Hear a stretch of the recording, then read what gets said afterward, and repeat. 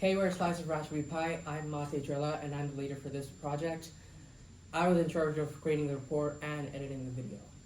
Hi, I'm Woody Montowis, and I worked on the parallel programming aspect of the project. Hello, I'm Lin Yizhen. I work on the foundation skills of the parallel programming and the coding part. Hi, I'm Aaron Portal. I worked on the Task 3 parallel programming, the coding with the OpenMP parallel, sequential, and the C++ programming, the threads. So, what do we learn from this assignment? Well, from this assignment, I think one of the biggest things that we learned were the imperfections of programmers. When we got our code, we really took it for granted. We expected the code that we got to be perfect, and we were going to run it, and it would be just fine. When we tried that, we got error after error. We couldn't get things to work. Even after we thought we debugged, things were still problematic. And we realized that our legacy code was buggy. So it took a lot of research for us to go through, a lot of trial and error, but eventually we were able to get the code to work because we abandoned the idea that the code we were given would work no matter what. So I think one of the biggest things that we learned was being able to take our own knowledge and our own capabilities and add that to the project. Yeah, so after reading the slides and we know the basically from all the projects we have done right now, we have some knowledge about how to do the parallel programming. So first you have to analyze the task that you're going to face. Then you have to select one way to work on that. We have sequential, we have parallel, but each kind they can work on some specific task. Some like the C+, it might work fast, but on some other task, maybe the OpenMP will work better. So analyze the task before you start writing the code. Find a best way to solve the problem. And another thing we found out that was really valuable is the differences between sequential, OpenMP, and C++, their speeds. So we ran each one at first, and with the sequential, we actually thought the code was bugged because it was taking so long to run. It took upwards of 2 minutes, and we were shocked at several times we restarted it because we're like, oh, it's not working, it's taking too long.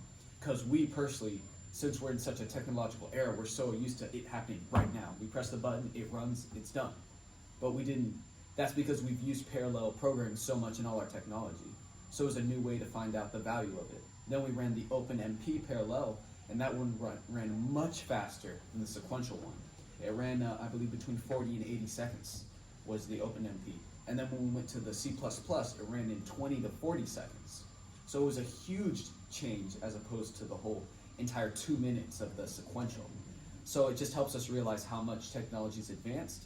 And when you're looking at legacy code, like Woody was saying, you have to watch out for like sequential code, or if you're missing an aspect that would make something parallel, like we were in this code. So just seeing the difference between how each one runs was really interesting.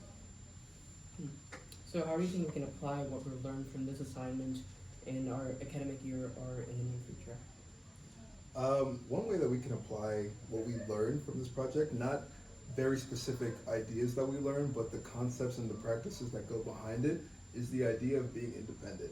Figuring out these problems by ourselves is very important in the field. Being able to understand what you don't understand, being able to figure out what you need to know and getting that material by yourself is one thing that we really got from this project. So I think in our futures as computer scientists, we'll be less eager to go to whoever is in charge of us for the material that we think that they must have. We'll be less eager to try to get the answers from some higher up. We'll be more suited for getting the answers by ourselves. And I think that's really good. And also as a programmer, we have to make our code clear, because in the future life, we'll probably, we definitely will work as a group. So one task will be have many people to handle the task. So I know everyone has their own habit when they're writing the code. You might be able to understand that, but for other people, it might be what? So try to make all your code clear, so it saves a lot of time for people to debug it. Yeah.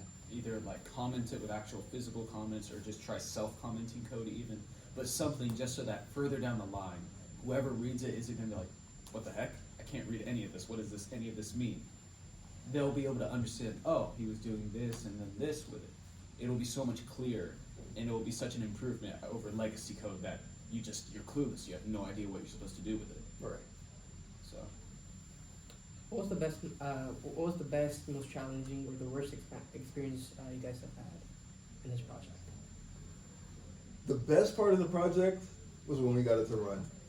yeah, definitely. That library was very frustrating, getting that thing onto the Pi, getting it to install, and then getting it to actually work were 3 different monsters. So when we finally got the code to run at the end, when we finally saw the run times on the screen, the sigh of relief was unreal. I'm never gonna forget that, and honestly, that's the reason why I'm a computer scientist. I will add in though, there were many false moments where we thought we had won. We got to one point where it's like, oh, we're not getting 0 for the runtime. This must be the answer. And then we look deeper into it. It's like, oh wait, these are all just random runtime. It's not correlating at all between these different programs. Every single time, the core runtime would be the real runtime would be 4 seconds for every single instance of every single type of program. So we realized, oh, something's wrong. And then we ran it again, and we got a different sort of runtime. We're like, oh, is this the answer? And then we found out, oh no, later down the line, yeah, this isn't it either. So then when we actually got it, we were still a bit cautious. We were like, is this really the answer? I don't know. But then once we delved deeper into it, we realized, oh, this is the answer. And that's when we were like, yes, we did it. And we were so full of relief, I guess you could say. But yeah, that was probably the best experience of this project. Yes, sir. All right. That's it. Okay. Ending? Ending. All right. That's it from Slice of Raspberry Pi. Thank you for watching all our project videos, and peace out. You Adios. forgot. Say your line. Fine. Okay, go watch Woody's rant. It's funny, but don't use speakers because your kids might hear, and that would not be good. And you will regret the decision. Yes. Many new vocabulary.